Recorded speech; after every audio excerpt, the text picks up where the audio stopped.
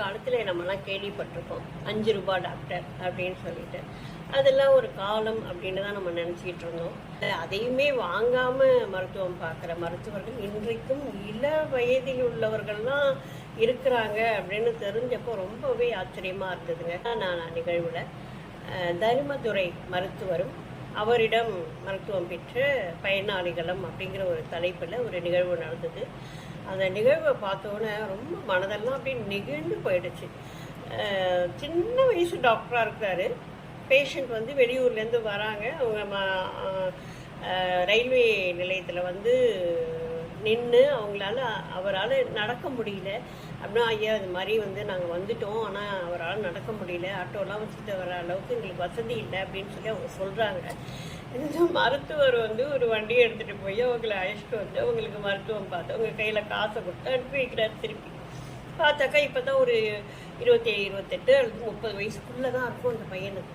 ஜெயச்சந்திரன் அப்படின்னு ஒரு 5 ரூபாய் மருத்துவர். இப்போ சமீபத்தில் தான் அவர் இறந்தார். அவருடைய மகன் இங்கே வந்திருந்தார், ஜெயச்சந்திரன் அப்படின்னு சொல்லிட்டு. அவரும் சின்ன வயசு மருத்துவராக தான் இருக்கிறாரு. சொன்னார், நான் எங்கள் அண்ணன் வீட்டில் 2 பேரும் மருத்துவர்கள் தான். 2 பேருமே ஒரு கார்ப்பரேட் இதில் தான் போய் வேலை பார்த்தோம்.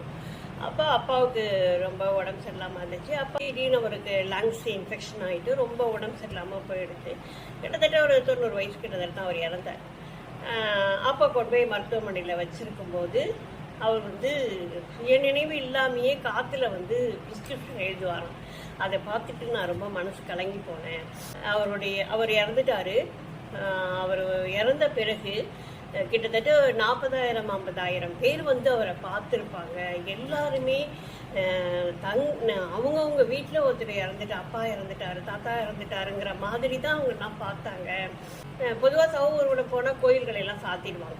ஆனால் சாத்தியிருந்த கோயில்களெல்லாம் திறந்து உள்ளேருந்து தீபாராதனை கொண்டு வந்து அவருக்கு காட்டியிருக்கிறாங்க அப்படின்னு. அதையெல்லாம் பார்த்துட்டு அந்த பையனுக்கு அப்படியே மனசு நெகிழ்ந்து போய், அப்பா வீட்டை கடமையை நான் செய்கிறேன் இப்போ அப்படின்னு சொல்லி அவர் சொல்லும்போது, உண்மையிலேயே மனிதர்கள் இன்றைக்கும் வாழ்ந்து கொண்டிருக்கிறார்கள்.